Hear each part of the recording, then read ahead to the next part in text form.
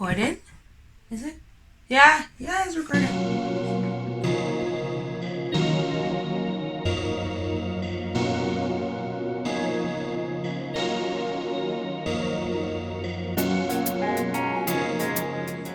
Who is Miss Desire?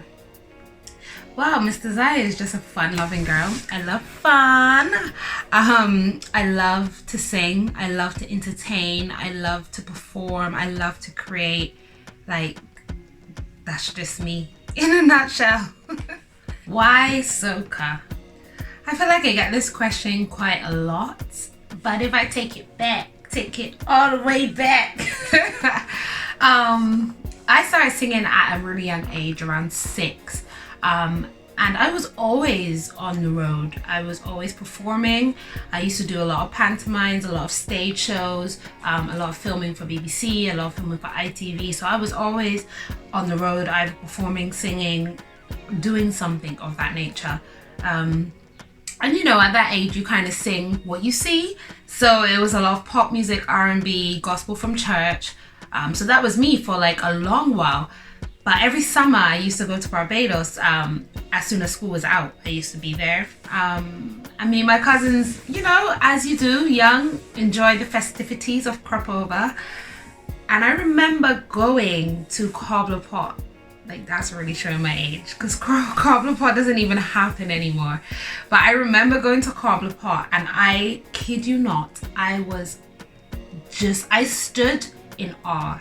Like, I was watching Crossfire and then Alison Hines, who came on after, and I was just in amazement. Like, I was amazed. I loved every minute of their performance. I loved the energy that they had. They seemed to have so much fun. It was just amazing to me. So after seeing that, I was like, what have I been doing all these years in these pop and R&B where, like, yeah, it's fun and yeah, it's cool, but soca was like a different level. And I was like, that is what I want to do. So I spent like the rest of that summer, the rest of the year, just like researching loads of soca music. Like, I knew soca music, obviously, don't get me wrong, but like, I didn't know like who's the producers, who wrote, who done this, that and the other. So I spent a lot of time researching that. And then the next year I reached out to Blood because he was like putting on a lot of artists at that time. So I remember reaching out to him and was like, hi. And I was like, I wanted to do soca, and he like explained the ins and outs to me, and he gave me my first start. Like, he put me on, he produced a song for me, he put it out, and helped me market it, and I performed it, and it went from there. So that was when I was 18. My first song, Control It. My first soca song, Control It. It was good. It was produced by Blood, so it was nice, and yeah, I haven't looked back ever since. My musical influences. I think I was always drawn to powerhouse singers because I love to sing.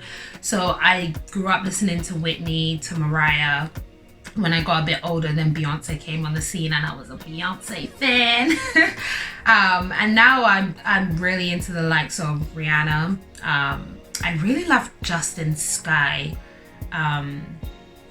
And there's a lot of people that I like really listen to, vibes to. Obviously, like in the soca world, I love Kes, I love Ali, I love Edwin, I love Nyla. Like, there's so many soca artists that I love. But in terms of like influencing my music, I wouldn't say a specific artist influences me. I think that a lot of my surroundings, my personal experiences, those kind of things influence me more. And then I'm just a fan of all my favorite artists. My most memorable performance. Wow. I feel like I have two.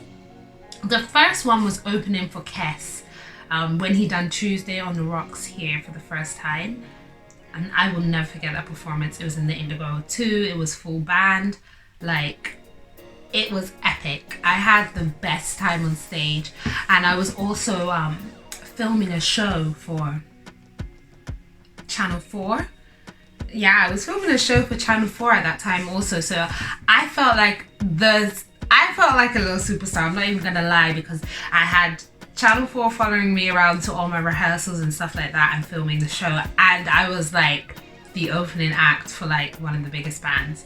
So yeah, that was definitely a memorable performance. And my second one, I would have to say Bonfire Festival. Like, Bonfire Festival in Germany last year was a different kind of vibe. That energy, I can't explain. It was just hands down, like, I would never forget that. And also, like, I think I liked the fact that we had my name was on the trailer. Like, I had a little trailer thing, or a little, what do you call them?